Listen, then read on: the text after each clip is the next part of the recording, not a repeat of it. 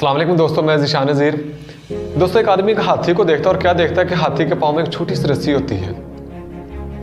अब वो आदमी सोचना शुरू कर देता है कि रस्सी छोटी सी है, हाथी चाहे तो हल्का सा जोर लगाए और रस्सी को तोड़कर भाग भी सकता है, लेकिन ये ऐसा कर क्यों नहीं रहा। वो कन्फ्यूज़ हो जाता है। वो साथ ही देखता क्या है कि हाथी का एक ट्रेनर खड़ा होता है, तो वो उस ट्रेनर के पास चला जाता है। उस ट्रेनर से जाके पूछता है कि भाईजान, हाथी इतना बड़ा है और रस्सी जो है इसके पाँव में छोटी सी है, ये चाहे तो हल्का सा एक झटका दे और रस्सी को तोड़कर भाग भी सकता है। सो ये ऐसा कर क्यों नहीं रहा, ये भाग क्यों नहीं रहा। जो हाथी का ट्रेनर वो कहता है कि जब ये छोटा सा था ना, तब हमने इसके पाँव में एक रस्सी बांधी थी, तो वो रस्सी उसके लिए बड़ी स्ट्रांग थी उस उम्र में, इसने तब उसको तोड़ने की बड़ी कोशिश की लेकिन उसको नहीं तोड़ पाया था। सो तब का इसका ये बिलीव बन चुका कि मैं इस रस्सी को कभी नहीं तोड़ सकता।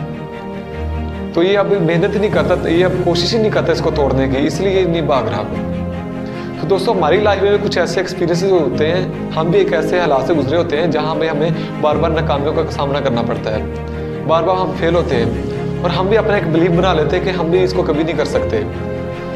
तो दोस्तों, ये याद रखिए, जब हम ऐसे हालात से गुजर जाते हैं हम स्ट्रॉन्ग हो जाते हैं। ज़रूरत होती है तो सिर्फ थोड़ी सी मेहनत की, हम मेहनत करके उसको कर सकते हैं, लेकिन हम भी अपने एक बिलीव बना लेते हैं हम इसको नहीं कर सकते।